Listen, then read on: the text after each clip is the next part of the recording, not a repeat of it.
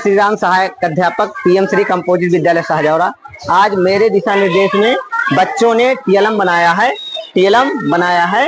ये टीएलएम जो है ये स्वयं प्रस्तुतिकरण करेंगे और कक्षा कक्ष में बच्चों और अध्यापकों की उपस्थिति में ये शिक्षण कार्य करेंगे। इनको प्रस्तुतिकरण और खुली चर्चा करने का मौका दिया जाता है ताकि बच्चे जो है अपने अपने टॉपिक को अच्छी तरह से प्रेजेंटेशन करें और जो इसमें प्रथम और द्वितीय और तृतीय आता है उसे पुरस्कृत किया जाता है। अब आगे चल के देखते हैं टीएलएम कौन सा टीएलएम कैसे कैसे बच्चे बना रहे हैं। मैंने इनको दिशा निर्देश दिया है, जहां समस्या आता है मैं स्वयं बताता हूं बनाने के लिए कैसे कहां समस्या है, क्या क्या कमियां हैं, उन सब कमियों को सही करा करके इनका टीएलएम बनाने में सहयोग किया जाता है। तो ये पहला टीएलएम है आर्कमिडीज का सिद्धांत और ये दूसरा टीएलएम है चंद्र ग्रहण और जिसमें एक तीसरा एक टीएलएम है सूर्य ग्रहण, जिसमें सूर्य चंद्रमा पृथ्वी जिस प्रकार गति करते हैं ये है प्रकाश सीधी रेखा में गमन करता है। और ये टीएलएम जो है निर्माण किया गया है पाचन तंत्र, मनुष्य का पाचन किस प्रकार से होता है, किन किन अंगों के द्वारा होता है, इसमें पूरी तरह से वर्किंग मॉडल है। ये वर्किंग मॉडल है तैयार किया गया है। इधर क्या है, ये वाटर इंडिकेटर है जी। ये पानी जितना इसमें भरा रहेगा उतना ये इंडिकेट करेगा कितना % पानी भरा हुआ है इस टैंक में। इधर ये जल संवर्धन है, ये जल संवर्धन हाइड्रोफोनिक, ये जो है ये छतों पर खेती करने के लिए बनाया गया है। किस प्रकार से हम छतों पर खेती करेंगे, फूल फल सब्जियां आज कैसे हम छतों पर उगाएंगे बिना मतलब खेत का।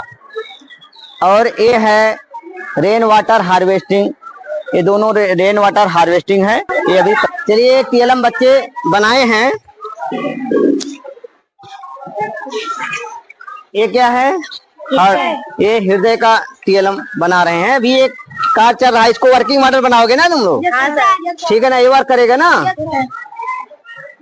ठीक, चलिए ये क्या है, पुष्प का भाग, ठीक।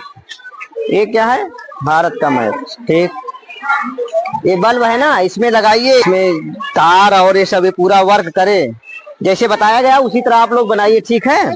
टीएलएम बच्चों द्वारा बनाया गया है और इसका उपयोग कक्षा कक्ष में किया जाएगा और बच्चों से भी प्रस्तुतिकरण कराया जाएगा ताकि बच्चे जो है ये जब प्रस्तुतिकरण करेंगे तो इनके अंदर जो है आत्मविश्वास बनेगा। और जो भी टीएलएम बनाए हैं इसके एक एक इकाई, इसके अंदर की एक एक इकाई तक ये लोग पहुंचेंगे, इसलिए इसको निर्मित करवाया जा रहा है ताकि बच्चे जो है ये प्रस्तुतिकरण करें अपने अपने टॉपिक का। तो हर बच्चे का अलग अलग टॉपिक है, अभी बच्चे अपना टॉपिक रख करके बना रहे हैं। इन बच्चियों ने कला क्राफ्ट बनाया है, ये थर्माकोल पे इन्होंने कला बना करके उसकी कटिंग किया है और इसको ये लोग बना करके ये विद्यालयों की दीवारों पर लगा रहे हैं, ठीक है। एक केशिकाएं हैं, ये क्या है, ये विद्युत बल्ब है। ये ब्रिक का चित्र बनाए हैं, रंगे हैं। इन्होंने पुष्प के प्रमुख भाग को बनाया है, इस पे सब पर नाम लिख डालिए, ठीक है ना, तभी तो बता पाओगे कौन नाम है, कौन सा मतलब यहाँ जायांग कौन सा है, पुंकेसर कौन सा है, इसका पूरा बाह्य दल कौन सा है, दल पुंज कौन है, सब पूरा पैरामीशियम का और अमीबा का चित्र बनाया गया है। ये बना करके इन्होंने थर्माकोल पर इसकी कटिंग की है। ये इन्होंने भी पुष्प के प्रमुख भाग, ठीक है ना, पुष्प के प्रमुख भाग इन्होंने हार्ट का चित्र बनाया है। तो अभी ये लोग फिर बना रहे हैं, इसके बाद इसको जब पूर्ण आकार देंगे तो ये और सुंदर होगा क्योंकि इसको पूरा ये टीएलएम के रूप में प्रयोग कर रहे हैं, ये टीएलएम के रूप में इसको प्रयोग करेंगे, ठीक है। इसके बाद ये पेंसिल टेढ़ी क्यों दिखाई देती है, ठीक है ना, ये है क्या है, ये मानव के आंतरिक संरचना है, मानव के शरीर का आंतरिक संरचना है। तो इस प्रकार से ये टीएलएम बना रहे हैं।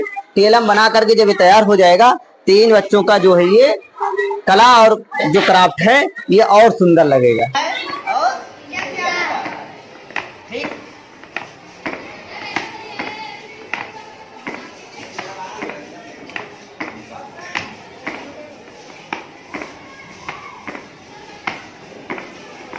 ठीक है।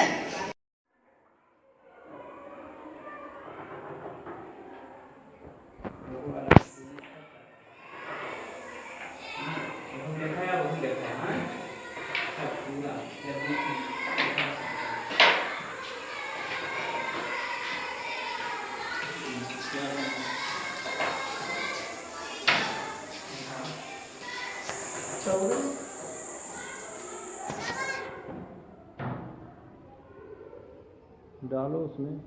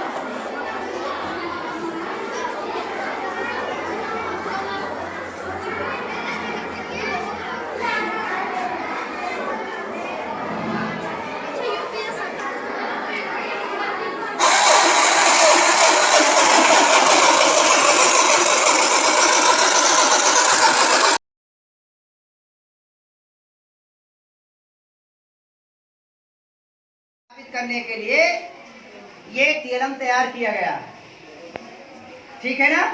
तो सबसे पहले हम क्या करें, पहले ये जाने कि आर्किमिडीज का सिद्धांत है क्या, परिभाषा इसकी क्या है। तो आर्किमिडीज का सिद्धांत है क्या कि जब किसी वस्तु को किसी द्रव में पूर्ण या आंशिक रूप से डुबाया जाता है तो द्रव के अंदर वस्तु के भार में कमी आती है और ये कमी वस्तु द्वारा हटाए गए द्रव के भार के बराबर होता है। ये आर्किमिडीज का सिद्धांत है। इसको सत्यापित करने के लिए एक थियरम तैयार किया गया है। ये लकड़ी का बनाया गया है, इसमें 2 पिन लगे हुए हैं। एक पिन में एक स्प्रिंग तुला लगाया जाएगा और इसमें एक ठोस वस्तु लगाया जाएगा जो द्रव में पूर्ण या आंशिक रूप से डुबाया जाएगा और द्रव के अंदर क्या भार आता है उसका माप ये स्प्रिंग तुला करेगी। दूसरा हमारा स्प्रिंग तुला है, इस स्प्रिंग तुला की सहायता से हम वस्तु द्वारा हटाए गए द्रव का भार इस छोटे वाले जार से हम माप करेंगे। तो ये हमारा दोनों स्प्रिंग तुला है। इसमें एक चोटीदार जार है और ये बड़ा जार है। इसके ऊपर जो है चोटीदार जार को लगा करके क्या किए हैं, टैप से बांध दिया गया है ताकि ये स्थिर रहे। अब हम प्रक्रिया प्रारंभ करते हैं कि सबसे पहले क्या करेंगे, सर्वप्रथम हम इस ठोस पदार्थ, जो मेरा ये ठोस पदार्थ है, इस ठोस पदार्थ का भार हम क्या करेंगे, हवा में तौल लेंगे, हवा में माप लेंगे, ठीक है ना। तो अब मापने के बाद हवा में मापने पे कितना ग्राम आ रहा है, 200 ग्राम आ रहा है। कितना ग्राम आ रहा है, 200 ग्राम आ रहा है। हवा में वस्तु का भार कितना ग्राम है, 200। कितना ग्राम है, 200 ग्राम है। अब देखिए हवा में ठोस वस्तु का भार कितना ग्राम है, 200 ग्राम है।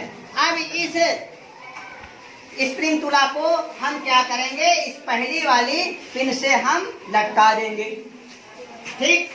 अब हम दूसरा स्प्रिंग तुला लेंगे, क्या करेंगे, दूसरा स्प्रिंग तुला लेंगे और इस दूसरे स्प्रिंग तुला में एक छोटा जार हम लटका देंगे, ठीक है ना। लटकाने के बाद हम इसको हम शून्य पर व्यवस्थित कर लेते हैं ताकि इसका सही माप आए।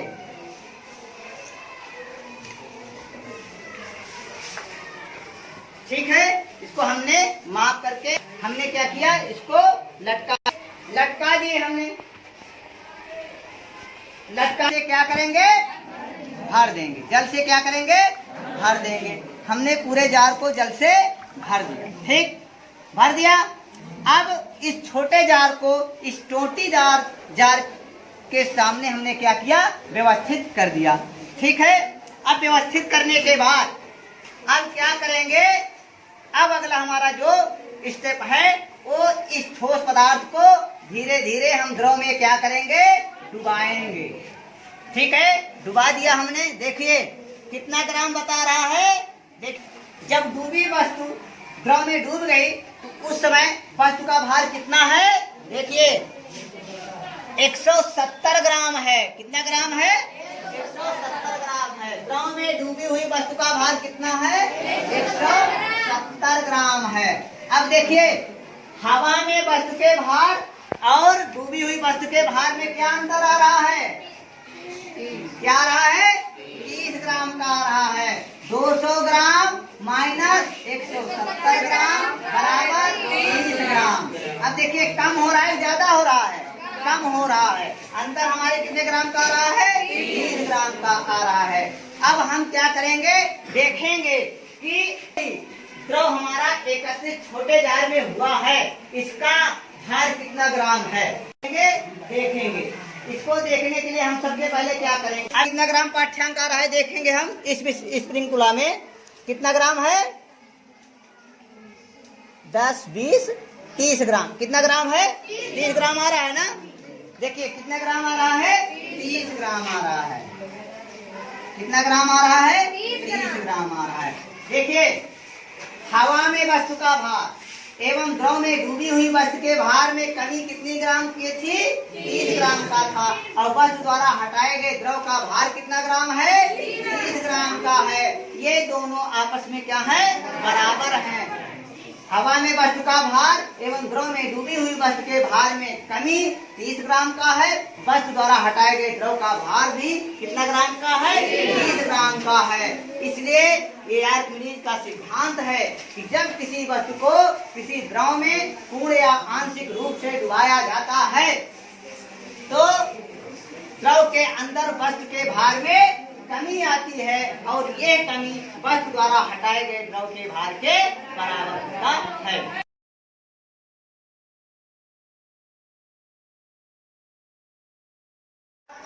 प्रकरण है प्रकाश सीधी रेखा में गमन करता है। कैसे सिद्ध करोगे? इसके लिए हम 3 प्रयोग लेकर आए हैं और तीनों प्रयोग के लिए 3 उपकरण हैं। पहला उपकरण मेरा एक बोतल है और एक डिटॉल की शीशी है। दूसरा प्रयोग मेरा एक डिब्बा है जिसमें धूप बत्ती पहले से हम जला रखे हैं।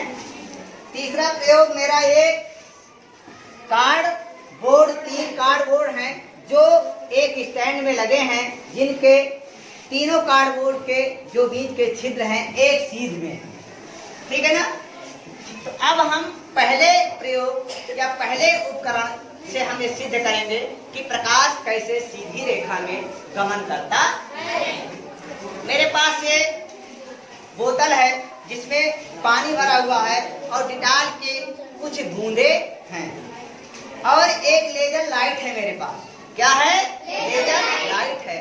अब इस लेजर लाइट की सहायता से हम देखेंगे कि द्रव में प्रकाश कैसे गमन करता है। सीधी रेखा में गमन करता है या टेढ़ी रेखा में गमन करता है। अब ये कैसे गमन करता है अभी हम इस प्रयोग में देखेंगे। देखिए कैसा दिखाई दे रहा है प्रकाश? सीधी रेखा में दिखाई दे रहा है। कैसे प्रकाश दिखाई दे रहा है? सीधी रेखा में चलता हुआ दिखाई दे रहा है। देख लीजिए प्रकाश सीधी रेखा में चलता हुआ दिखाई दे रहा है। ठीक, अब टेढ़ी रेखा में दिखाई दे रहा है? टेढ़ी मेढ़ी नहीं कर रहा है ना, सीधी रेखा में चलता हुआ दिखाई दे रहा है। अब इसी तरह मेरे पास दूसरी शीशी है, उसमें भी हम देख ले रहे हैं कि इसमें भी कैसे प्रकाश दिखाई देता है।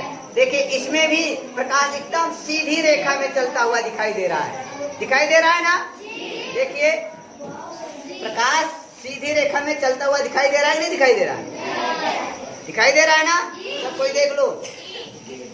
ठीक, तो पहले प्रयोग से ये सिद्ध होता है कि प्रकाश सीधी रेखा में गमन करता है। अब मेरे पास दूसरा डिब्बा क्या है मेरे पास? अब देखिए दूसरा डिब्बा मेरे पास है, इसमें मैंने धूप बत्ती पहले से जला रखा है, क्योंकि धुएं के कण पर जब प्रकाश की किरण पड़ती है तो वो कण क्या करने लगता है? चमकने लगता है। अब देखिए मैंने क्या किया, लेजर लाइट जलाया, इधर देखिए जला दिया। कैसे दिखाई दे रहा है प्रकाश? सीधी रेखा में चलता हुआ दिखाई दे रहा है। देखिए प्रकाश की किरण एकदम सीधी रेखा में है कि टेढ़ी रेखा में है? सीधी रेखा में है, ठीक है ना। तो इससे भी सिद्ध हुआ कि प्रकाश सीधी रेखा में गमन करता है। अब तीसरा प्रयोग मेरे पास एक किताबों में आप देखे होंगे एक चित्र बना हुआ होगा, ठीक है ना। तो मेरे पास 3 कार्डबोर्ड हैं। इन तीनों कार्डबोर्ड को हमने एक स्टैंड में क्या किया है? सेट किया है। अब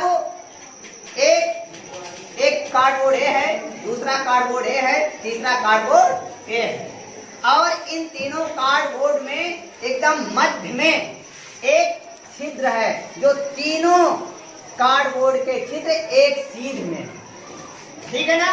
और दूसरी तरफ हमने एक मोमबत्ती जला रखी है। मैंने क्या किया है? मोमबत्ती जला रखी है।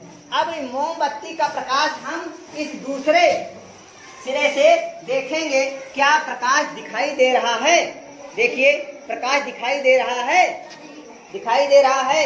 अब आइए एक 2 3 लड़कियां में कोई लड़कियां हैं, एक लड़की आकर देखिए प्रकाश दिखाई दे रहा है। चलिए देखो दिखाई दे रहा है, प्रकाश दिखाई दे रहा है, दिखाई दे रहा है। चलो तुम चलो, प्रकाश दिखाई दे रहा है, दिखाई दे रहा है ना। चलो भाई अरुण चलिए, देखिए प्रकाश दिखाई दे रहा है, दिखाई दे रहा है ना, प्रकाश दिखाई दे रहा है। अब देखिए ध्यान दीजिए, बीज का जो कार्डबोर्ड है मैंने इसको इधर उधर कर दिया। क्या कर दिया? अब देखिए प्रकाश दिखाई दे रहा है, देखो भाई प्रकाश दिखाई दे रहा है, देखो दिखाई दे रहा है, देखिए नहीं दिखाई दे रहा, तुम लिखो लो, प्रकाश दिखाई दे रहा है। चलिए अरुण चलिए, प्रकाश दिखाई दे रहा है, नहीं दिखाई दे रहा है ना। देखिए पहले स्थिति में प्रकाश दिखाई दिया, लेकिन दूसरे स्थिति में प्रकाश दिखाई नहीं दे रहा है। क्यों नहीं दे रहा है? क्योंकि प्रकाश जो है वो पहले स्थिति में छिद्र के माध्यम से, छिद्र क्या है? एक पारदर्शी माध्यम है। छिद्र क्या है? एक पारदर्शी माध्यम है। प्रकाश पारदर्शी माध्यम को पार करके एक से दूसरे कार्डबोर्ड में, दूसरे कार्डबोर्ड से तीसरे कार्डबोर्ड को पार करते हुए हमारे नेत्र तक पहुंचा। लेकिन बीच में जब हम इस कार्डबोर्ड को डिस्टर्ब कर दिए, इधर का उधर कर दिए, तो छिद्र हमारा इधर का उधर हो गया और ये तीनों कार्डबोर्ड के छिद्र एक सीध में न हो करके क्या हुआ? बीच वाले का छिद्र क्या हो गया? डिस्टर्ब हो गया। इस वजह से बीच वाला कार्डबोर्ड जो है वो क्या किया? अपारदर्शी रूप में आकर के अवरोध बन गया प्रकाश का। और प्रकाश की किरण एक कार्डबोर्ड को तो पार कर गया, लेकिन दूसरे कार्डबोर्ड को पार नहीं कर पाया, जिसके कारण हमारे तीसरे कार्डबोर्ड में जो हम नेत्र से देख रहे हैं वो प्रकाश हमको दिखाई नहीं दे रहा है। क्यों? क्योंकि ये बीच वाला कार्ड अब क्या हो गया? अपारदर्शी हो गया। क्या हो गया? अपारदर्शी हो गया। तो प्रकाश अपारदर्शी माध्यम को पार नहीं कर पाता है, इसलिए हमारा क्या हुआ? ये प्रकाश ये नहीं दिखाई दिया। जब प्रकाश तीनों छिद्र एक रेखा पर थे, तब तो प्रकाश हमको सीधी दिखाई दिया, क्योंकि प्रकाश सीधी रेखा में चलता है। प्रकाश किसमें चलता है? सीधी रेखा में चलता है। प्रकाश सीधी रेखा में गमन करता है, इसलिए। और अगर प्रकाश टेढ़ी रेखा में गमन करता तो ये छिद्र डिस्टर्ब करने के बावजूद भी हमको प्रकाश दिखाई देता। लेकिन इससे सिद्ध होता है कि प्रकाश टेढ़ी रेखा में न गमन करके प्रकाश सीधी रेखा में गमन करता है। तीनों प्रयोग से सिद्ध हुआ कि प्रकाश सीधी रेखा में गमन करता है, टेढ़ी रेखा में गमन नहीं करता है। तो प्रकाश किस रेखा में गमन करता है? प्रकाश कैसे गमन करता है? सीधी रेखा में गमन करता है। तो सिद्ध हुआ कि नहीं हुआ? प्रकाश सीधी रेखा में गमन करता है।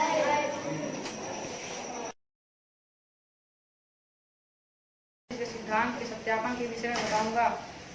सर्वप्रथम हमारे पास एक लकड़ी का स्टैंड है, उसमें 2 पिन लगे हुए हैं और हमारे पास 2 स्प्रिंकलर है। पहले स्प्रिंकलर की सहायता से वस्तु का आकार हवा में नाप लेंगे, नाप कर लिख लेंगे 210।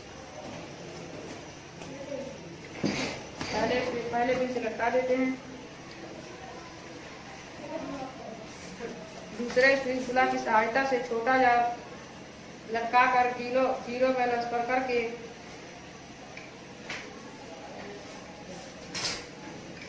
दूसरे पिन से टोटीदार जार के नीचे लटका देते हैं।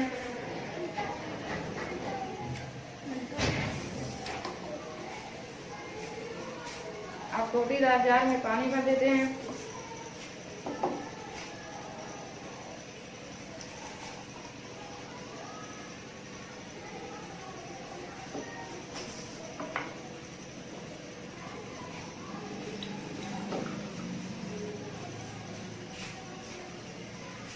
वस्तु को धीरे धीरे टोटीदार जार में डुबाते हैं।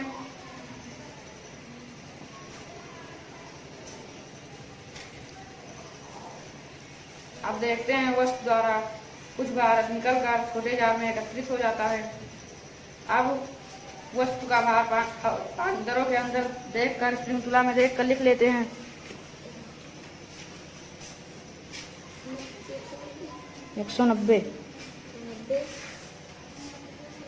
दूसरे स्प्रिंकलर में भी वस्तु द्वारा हटाए गए दरों का भार देख कर लिख लेते हैं।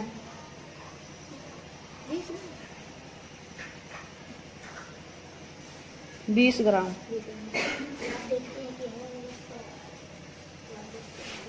अब हम देखते हैं कि हवा में वस्तु का भार और दरों में डूबे वस्तु के भार में जो अंतर आ रहा है, क्या वह वस्तु द्वारा हटाए गए दरों के भार के अंतर के बराबर है। यदि बराबर है तो आर्किमिडीज के सिद्धांत का पालन करता है। इससे सिद्ध है कि जब कोई वस्तु किसी दरों में पूर्ण या आंशिक रूप से डुबाया जाता है तो दरों के अंदर वस्तु के भार में कमी आती है और यह कमी वस्तु द्वारा हटाए गए दरों के भार के बराबर होता है। सर्वप्रथम मैंने एक कांच का बोतल लिया है। इसमें पहले से ही पानी भरा हुआ है। अब इसमें डिटर्जेंट मिलाया हुआ है। अब इसे खूब हिलाएंगे। हिलाने के बाद इस पर लेजर लाइट की सहायता से देखेंगे कि प्रकाश सीधी रेखा में गमन कर रहा है या नहीं। देखिए, प्रकाश सीधी रेखा में गमन कर रहा है। देखिए, इससे यह सिद्ध होता है कि प्रकाश टेढ़ी मेढ़ी रेखा में गमन ना करके प्रकाश सीधी रेखा में गमन करता है।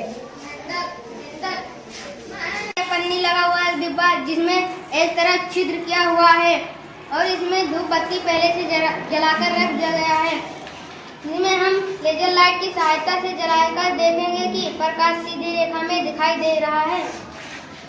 देखिए, प्रकाश सीधी रेखा में दिखाई दे रहा है। हाँ, दिखाई दे रहा है। प्रकाश सीधी रेखा में दिखाई दे रहा है। प्रकाश सीधी रेखा में दिखाई देता है। इससे स्पष्ट होता है कि प्रकाश सीधी रेखा में गमन करता है और प्रकाश टेढ़ी रेखा में गमन नहीं करता है।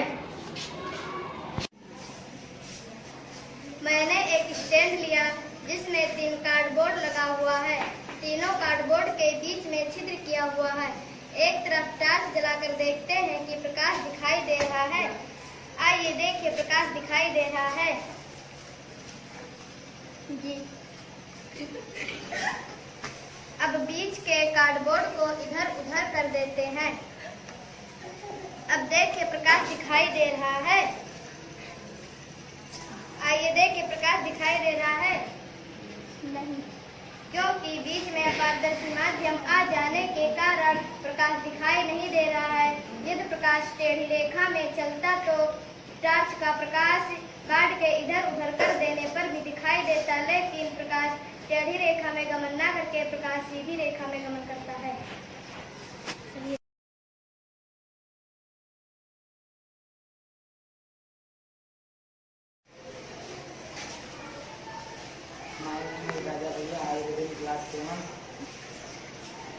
My name is Raja Bhaiya. I am in class 7. My school name is UPS Sardewa Rehra बाजार बलरामपुर।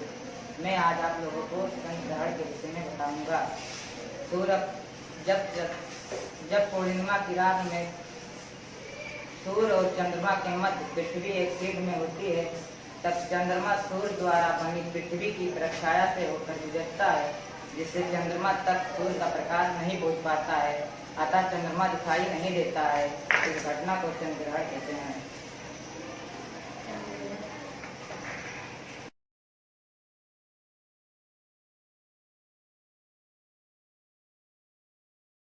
स्टेडिंग क्लास है। मैं सभी लोग को सूर्य ग्रहण के बारे में बताने जा रही हूँ। एक है लकड़ी में 3 स्टैंड लगे हुए हैं। एक है सूर्य और दूसरा है चंद्रमा और तीसरा है पृथ्वी।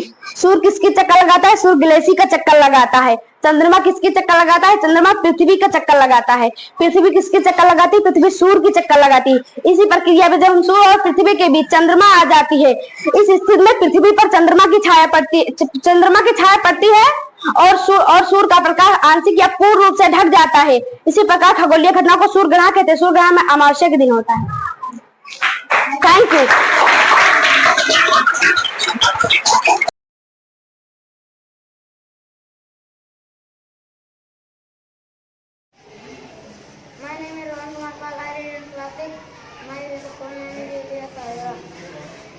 पवन शक्ति कई तरह की होती है, लेकिन जो अत्यधिक प्रचलित है उनमें एक विशाल कमरे के ऊपरी भाग पर एक सिलेंडर बना होता है, जिसके मुख पर 20 से 30 के पंखे लगे होते हैं। जब हवा चलती है तो ये पंखे घूमने लगते हैं। इससे पैदा हुई ऊर्जा को हम टरबाइन या जनरेटर द्वारा बिजली में परिवर्तित करते हैं। My name is Rohit Kumar. I read in class 6. My school name is UPS Sardewa Denmark में 19% बिजली इसी तरह पैदा की जाती है। भारत में इस समय पवन ऊर्जा से 9,587.14 मेगावाट बिजली पैदा करने की क्षमता है। 2012 में 6,000 मेगावाट की बढ़ोतरी कर ली गई है। हम पवन चक्की का उपयोग करते हैं। घरों या छोटे मोटे कारखानों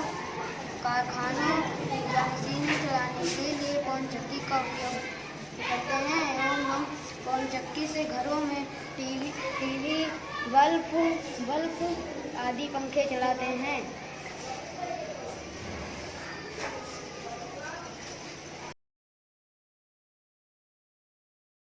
फेफड़े की कोशिकाओं पर अटैक करता है। ये इस कोरोना के ऊपर स्पाइक प्रोटीन पाया जाता है। फेफड़े की कोशिकाओं के ऊपर H2 रिसेप्टर पाया जाता है। H2 रिसेप्टर स्पाइक प्रोटीन आपस में कनेक्ट हो जाते हैं और H2 रिसेप्टर समझता है कि ये फ्रेंडली चीज़ है, इसलिए इसे कोशिका के अंदर जाने देता है। जब ये कोशिका के अंदर चला जाता है तब ये केंद्रक से बोलता है अब तुम अपना DNA बनाना बंद करो और हमारा RNA बनाओ। फिर केंद्रक ढेर सारा RNA बनाता है जिसकी वजह से कोशिका में ढेर सारे कोरोना वायरस हो जाते हैं। कोशिका में ढेर सारे कोरोना वायरस हो जाने के कारण हमारा कोशिका फट जाता है। जैसे कि मैंने आप सबको बताया उधर कि ढेर सारे कोरोना वायरस हो जाने के कारण कोशिका फट जाता है और हमारे शरीर में फैल जाता है। हमारे शरीर में इम्यून सिस्टम होता है जो कि एंटीबॉडीज़ बनाता है। अगर एंटीबॉडीज़ जीत गया तो हम जीवित रहेंगे, अगर एंटीबॉडीज़ हार गया तो हम मर जाएंगे। अगर उसके बाद में अगर हम कोवैक्सीन लगवा लिए जो कि इंडिया में ही बना है, कोवैक्सीन कमज़ोर हुए कोरोना वायरस से मिलकर बना होता है जो कि हमारे इम्यून सिस्टम के पास जाकर बताता है कोरोना वायरस इसी प्रकार का होता है, तुम इसके लिए एंटीबॉडीज़ तैयार कर लो। और हमारा इम्यून सिस्टम कोरोना वायरस से लड़ने के लिए ढेर सारे एंटीबॉडीज़ तैयार कर लेता है। वो सोचता है बोलता है कि अगर भविष्य में कोरोना आ भी गया तो हम अपना एंटीबॉडीज़ छोड़कर उसे मार डालेंगे और एंटीबॉडी छोड़ के उसे मार डालेंगे। हमारे शरीर में माइक्रोफेजेस नामक एक पाया जाता है। अगर एंटीबॉडीज़ उस पर अटैक करेगा और माइक्रोफेज उसको पाचित कर लेगा और फिर हम कोरोना से मुक्त हो जाएंगे। लेकिन मतलब ये वायरस तो 1 साल पहले था, इस साल कौन सा नया इसका नया